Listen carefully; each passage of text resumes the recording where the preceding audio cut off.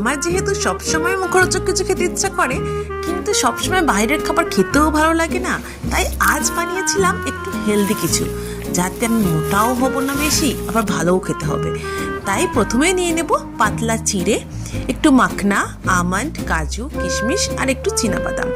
ওগুলোকে ভালো করে দিয়ে একটা শুকনো লঙ্কার কিছু বেসিক স্পাইসেস, লঙ্কা গুঁড়ো, হলুদ গুঁড়ো, ম্যাগি মশলা, একটু নুন, আর তোমরা চাইলে একটু ব্ল্যাক পেপার পাউডার আর আমচুর পাউডারও দিতে পারো।